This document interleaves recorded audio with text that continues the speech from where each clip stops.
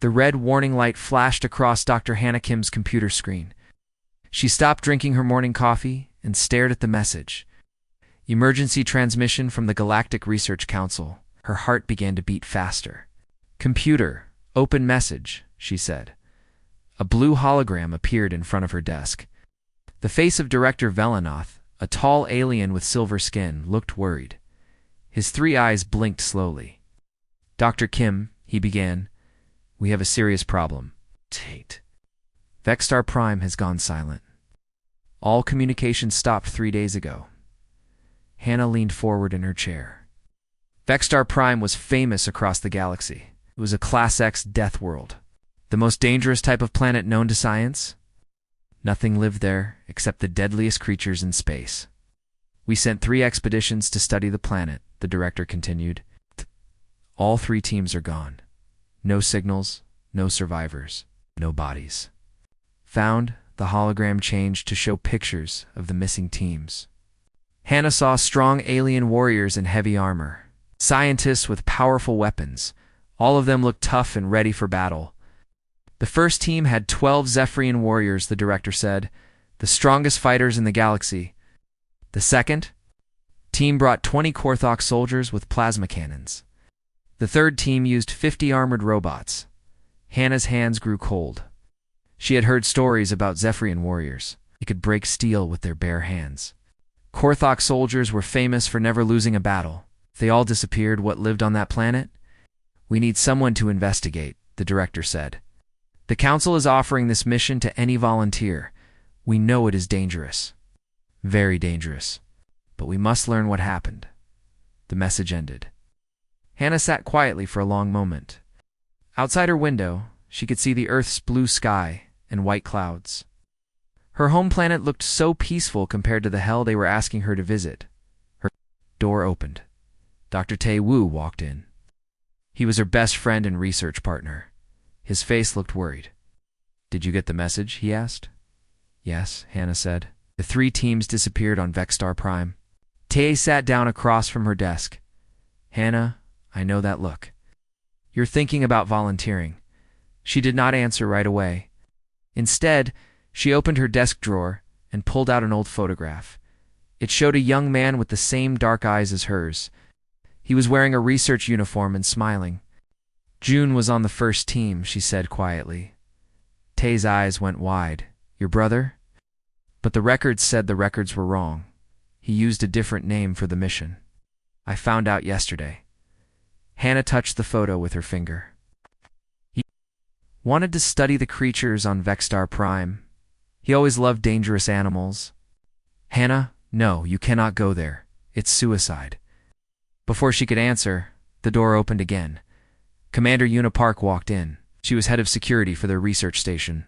Her uniform was always perfect and she never smiled. Dr. Kim, Una said. I heard about the council's message.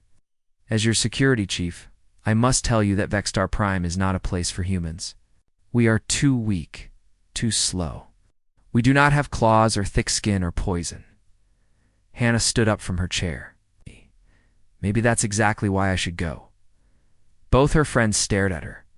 Think about it, Hannah continued. 3 teams of the galaxy's strongest. Fighters disappeared. Maybe being strong and tough is not the answer. Maybe something else is needed. Tae shook his head. What could you do that those warriors could not? Hannah walked to her window. She looked out at the city below. Humans were everywhere. Walking, talking, working. They looked so small and weak compared to other aliens she had met, but they had survived on Earth for thousands of years. Earth was not an easy planet. It had ice ages, volcanoes, earthquakes, and deadly storms. Humans had no natural weapons, but they were still here.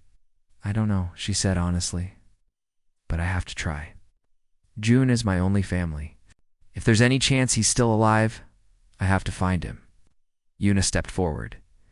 If you go, I will come with you. You should not go alone. No.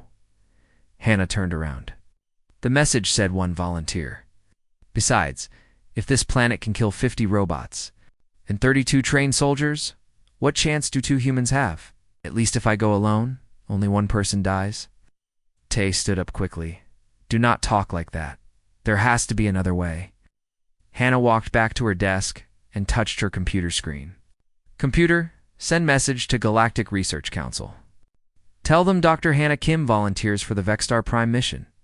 Message sent, the computer said. Her friends looked shocked. It's done, Hannah said. They will probably say no anyway. Humans are not considered strong enough for Class X missions. 2 hours later, her computer beeped again. Another message from Director Velenith appeared. Dr. Kim, he said, the council has discussed your offer. We are ... surprised. Most species would never volunteer for this mission, but your research record is excellent. And frankly, we are running out of options. The director paused. His 3 eyes blinked again. The council accepts your volunteer service. You will leave in 2 days. We will provide standard survival equipment and an emergency beacon, Dr. Kim. We do not expect you to survive, but we respect your courage. If you find any information about what happened to the other teams, please transmit it immediately. The message ended. Hannah felt scared and excited at the same time. She was really going to Vexstar Prime, the most dangerous planet in known space. Tay put his hand on her shoulder. Are you sure about this? Hannah looked at her brother's photograph one more time. Then she put it in her pocket. No, she said. But I'm going anyway. Outside her window, the sun was setting. In 2 days, she would leave Earth's safety behind. She would travel to a world where the strongest creatures in the galaxy had vanished without a trace. She had no idea that she was about to discover something amazing about humans, something that would change how the entire galaxy saw her species. Forever. But first, she had to survive. The shuttle shook as it entered Vexstar Prime's atmosphere.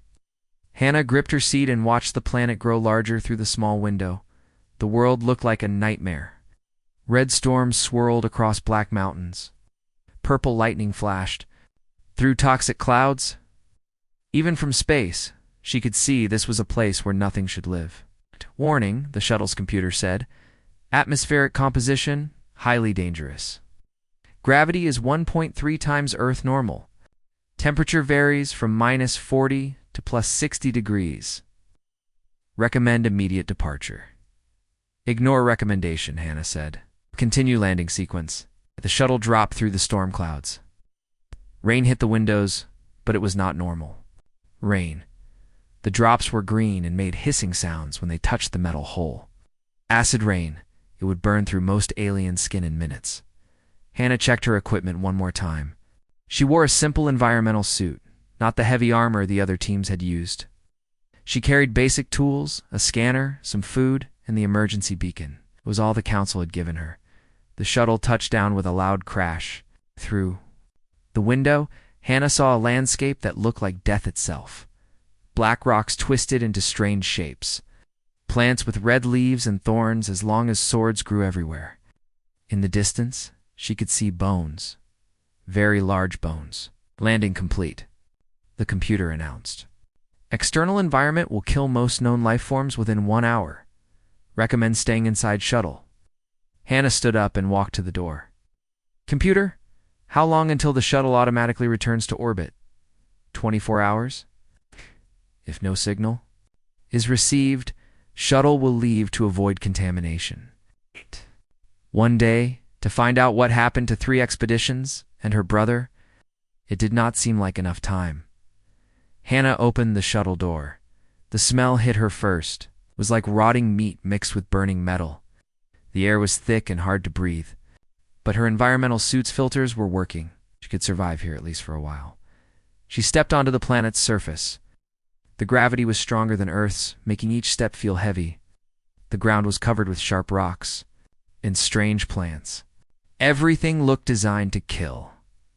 Hannah pulled out her scanner and checked for life signs. The device went crazy.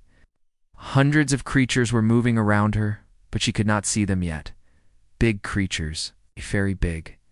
She started walking toward the area where the first expedition had landed, her brother's team. According to the records, it had set up camp near a water source about 2 kilometers away. As she walked, Hannah noticed something strange. The plants seemed to move away from her, not quickly, but slowly, like they were avoiding her path. Stopped and watched. A large plant with purple flowers slowly bent backward as she approached, its thorns folded inward. Weird, she said to herself. She kept walking. The scanner showed creatures all around her, but none of them came close. Began to hear sounds, growling from the rocks above, hissing from the plants around her, but nothing attacked. After an hour of walking, Hannah reached a small hill. She climbed to the top and looked around. Below her was a valley with a stream of orange water. And there, next to the stream, she saw the remains of the first expeditions. Camp, but she was not alone. Between her and the camp, 6 massive creatures stood in her path. They looked like Earth's ancient sharks, but much bigger. Each one was the size of a bus. They had black skin covered in scars and teeth as long as her arm. Their eyes glowed yellow in the dim light. Hannah's heart stopped. These had to be shadow maws. The scanner records from other planets described them as pack hunters that could bite through starship hulls. The most dangerous predators on any world where they lived. She was dead. There was no way to fight 6 shadow maws. With basic equipment, they would eat her in seconds. But something strange happened. The lead shadow maw looked at her and stopped moving. Its yellow eyes went wide. The creature's head tilted to one side like a confused dog. Then it took a step backward. The other 5 shadow maws also stepped back. They began to make low, whining sounds. Not growls or roars, but whines, like scared puppies. Hannah could not believe what she was seeing. These creatures were afraid. But afraid of what? Of her? She decided to test it. She took 1 step forward. All 6 shadow maws immediately took 2 steps backward. Their whining got louder. The biggest one lowered its head toward the ground. Like it was bowing. Hannah took another step. The creatures backed away again. She could see their legs shaking. "This is impossible," she whispered. But it was happening. Somehow these massive killing machines were terrified of her. A small human with no weapons and no armor, she began walking down the hill toward the camp. The shadow maws moved out of her way, keeping their distance but following her. They acted like guard dogs watching their master. When she reached the expedition, Camp Hannah found exactly what she expected: torn equipment, broken weapons, and bones. But not human bones. These were shadow maw bones. Lots of them. She searched through the wreckage until she found what she was looking for. Her brother's research computer. It was damaged but still working. Hannah activated the device and watched her brother's final recording. June appeared on the screen, looking scared but excited. "Day 3 on Vexstar Prime," he said. "Something incredible is happening.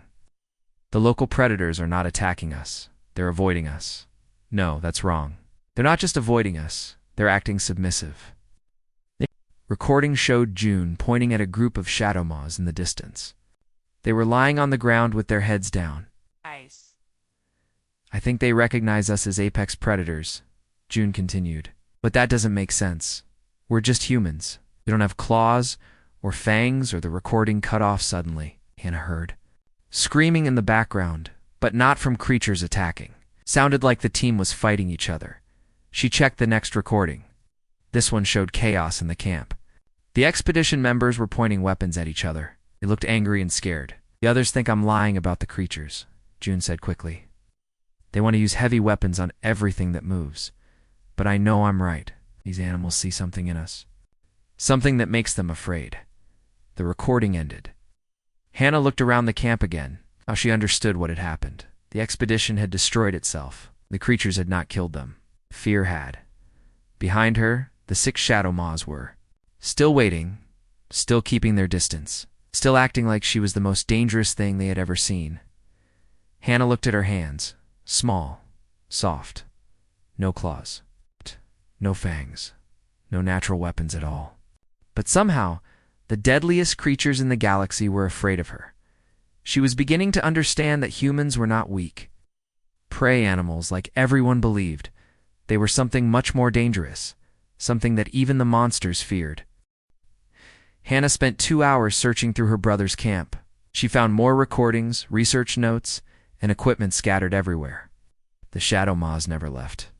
They sat in a circle around the camp like giant guard dogs, watching her every move. In June's final research notes, she discovered something important. Her brother had mapped the locations of the other two expeditions.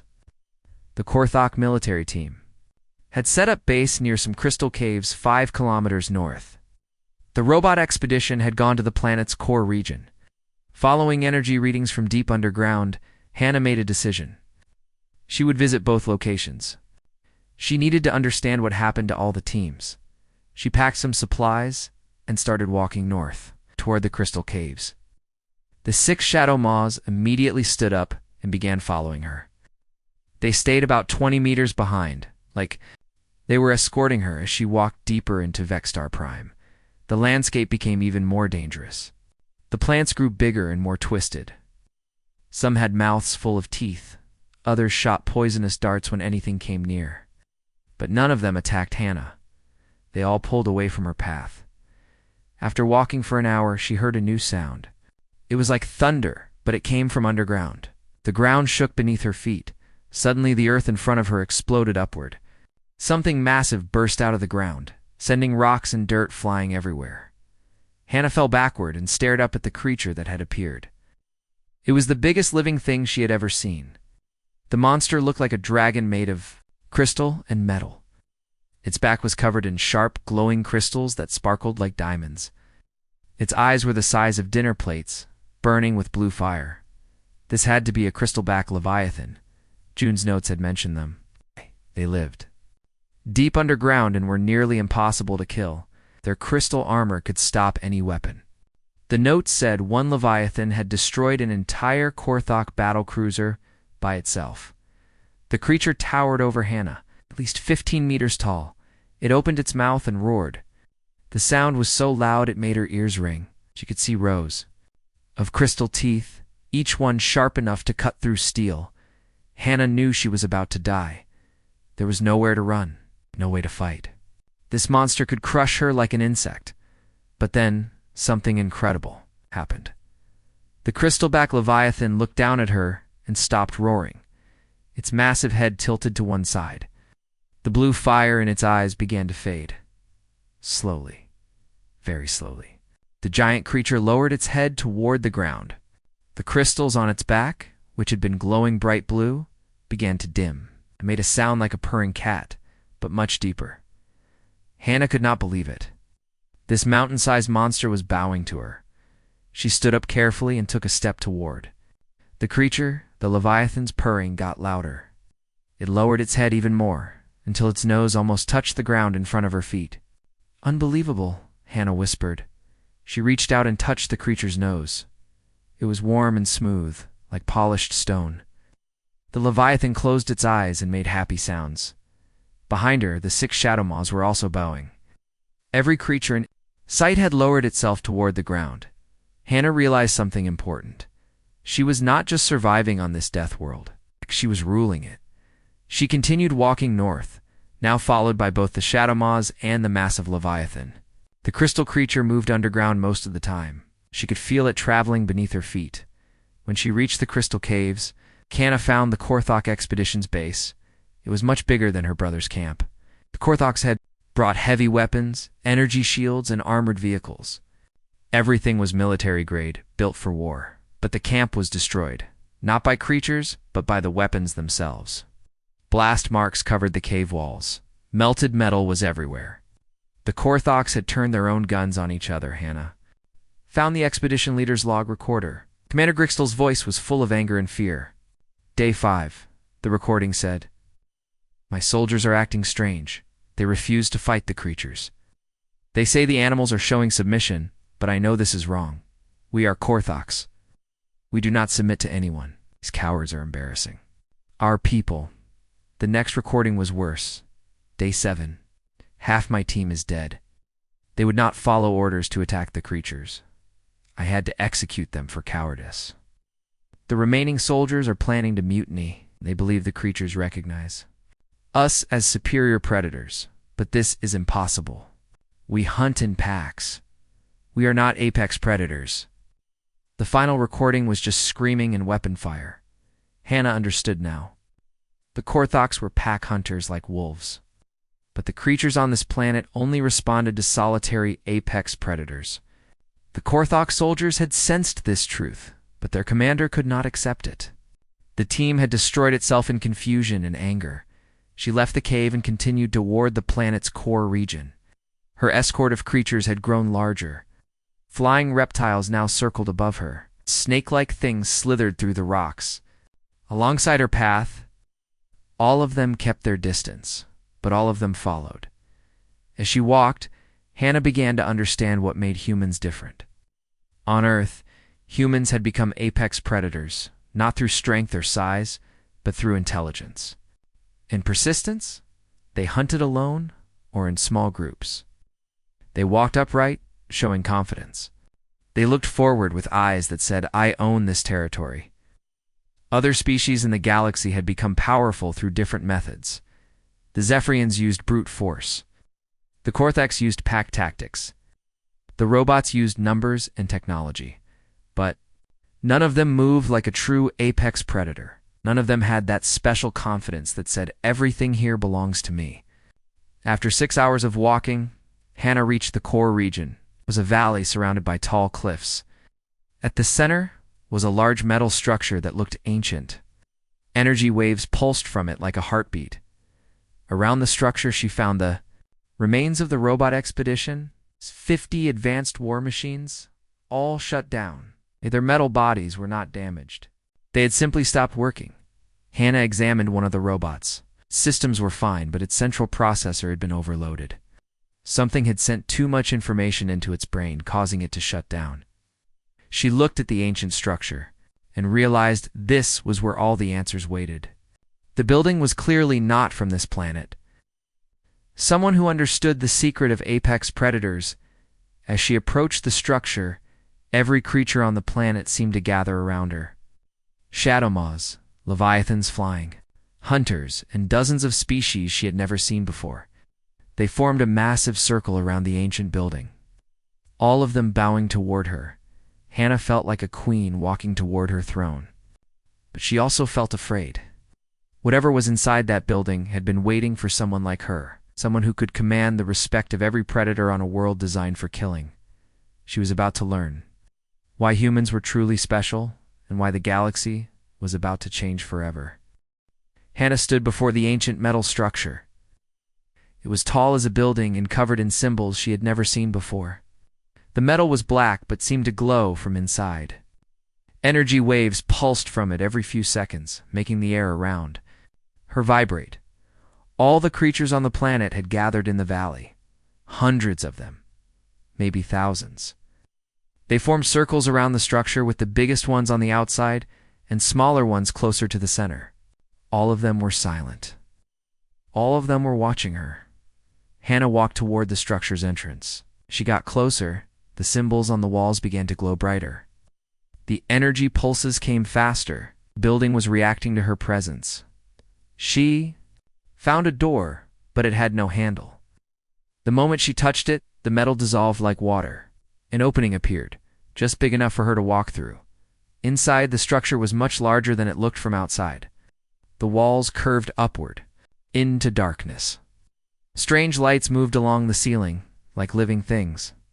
In the center of the room was a tall column made of the same black metal as the walls. "Welcome," a voice said. Hannah spun around, but saw no one. The voice had come from everywhere at once. "Who's there?" she asked. "I am the guardian of this world," the voice answered. "I have been waiting for you for a very long time." Lights began to appear around the central column. They formed the shape of a person, but not quite human. The figure was tall and thin, with long arms and a smooth face. It looked like the ancient aliens from Earth's old science fiction movies. "Waiting for me specifically?" Hannah asked. "Waiting for your species?" the guardian said. "I have been waiting for the apex predators to arrive," the figure gestured toward. The wall's images appeared, showing the history of the planet. Hannah saw the world as it had been millions of years ago. Green forests, blue oceans, cities full of tall, thin beings like the guardian. "My people built this world," the guardian explained. "We created every creature you have encountered. Every plant, Every environment. Vexstar Prime is not a natural planet. It is a testing ground. The images changed, showing the tall beings creating the shadow maws, the crystalback leviathans, and other monsters. They were not building them from metal and circuits. They were growing them like breeding animals, but much faster and more controlled. A test for what? Hannah asked. A test to find the perfect predator, the Guardian said. My people ruled a great empire across the galaxy. We had technology beyond your understanding. But we were not fighters. When other species threatened us, we could not defend ourselves properly. The images showed wars between the tall beings and other aliens. The Guardian's people had powerful weapons, but they fought like prey animals. They ran from battles instead of standing their ground.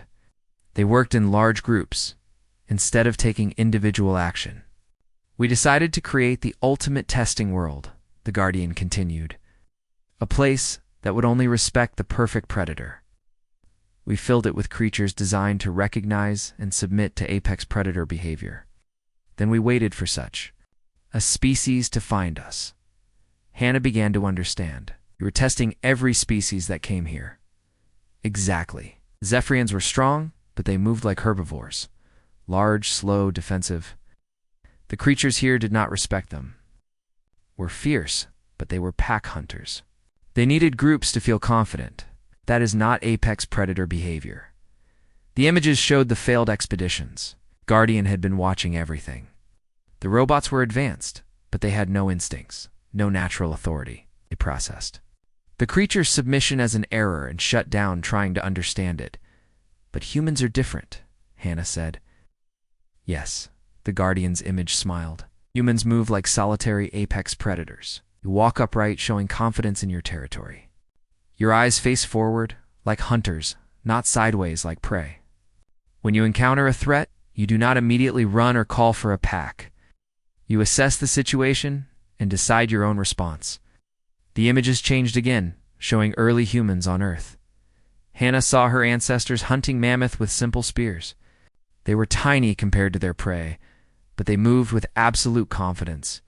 They acted like they owned the world. Most importantly, the Guardian continued, humans became apex predators through intelligence and persistence, not through size or strength. This is the rarest and most dangerous type of predator in the universe. Every creature on this world recognizes that signature and responds with instinctive submission. Hannah felt a chill run down her spine. What do you want from me? The Guardian gestured toward the walls again.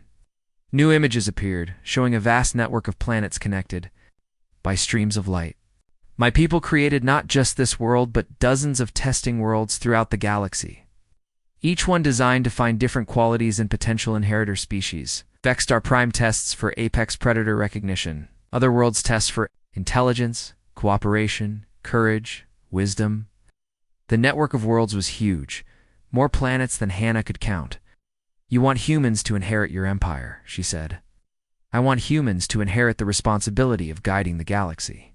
My people are gone. We died out long ago, waiting for the right species to arrive. Only I remain as a digital consciousness in this system. The Guardian pointed to the column in the center of the room. All the knowledge of my people is stored. Here, technology that could make humans the most powerful species in the galaxy. Weapons that could destroy star systems. Ships that could travel between dimensions. Medical knowledge that could make your species immortal. Hannah felt overwhelmed. This was too much, too big. But there is a choice you must make, the Guardian said. You can take this power for humanity and rule the galaxy as conquerors. Can use it to help all species grow stronger and wiser. The images on the walls showed both possibilities. In one future, human warships dominated space, while other species cowered in fear. In the other, humans worked alongside aliens, sharing knowledge and protecting the weak. My people made the mistake of becoming too advanced without becoming wise. Enough to use that advancement properly. We created great technology, but could not defend what we built. You must not make the same mistake. Hannah thought about her friends back on Earth. Tay and Yuna, who had tried to stop her from coming here. They represented what was best about humans. Loyalty, concern for others, the willingness to sacrifice for friends. What happens if I refuse? She asked. Then the network remains sealed until another species proves worthy. But I do not think such a species will arise for many thousands of years. Humanity is unique in the galaxy. The Guardian waited patiently while Hannah considered. Outside, she could hear the creatures moving restlessly. They sensed that something important was happening. I need time to think, Hannah said. Of course. Know this, your choice will affect not just humanity, but every species in the galaxy. You have passed the test of Vexstar Prime. Now you must pass the test of wisdom. The Guardian's image faded, leaving Hannah alone with the most important decision. In galactic history, Hannah walked outside the ancient structure to think. The sun was setting on Vexstar Prime, painting the sky deep red. All around her, hundreds of the galaxy's most dangerous creatures waited silently. They looked at her like subjects waiting for their queen to speak. She sat on a rock and pulled out her brother's photograph. June smiled back at her from the picture. I had always been curious about alien life. Who would have been amazed to see what she had discovered. What would you do? Brother, she whispered to the photo. As if answering her question, she remembered something June had written in his research notes. The best predators know when not to hunt. The wisest rulers know when not to rule. Hannah stood up and walked back into the structure. The Guardian's image appeared again immediately. Have you made your decision? The Guardian asked. Yes, Hannah said, but first I want to know something. Why did your people really die out? Was it just because you couldn't fight? The Guardian was quiet for a long moment. No, we died because we became afraid of our own power. We created weapons that could destroy planets, so we stopped exploring space. We built technology that could control other species, so we isolated ourselves. We became so afraid of hurting others that we forgot how to live. Hannah nodded. She had suspected something like this.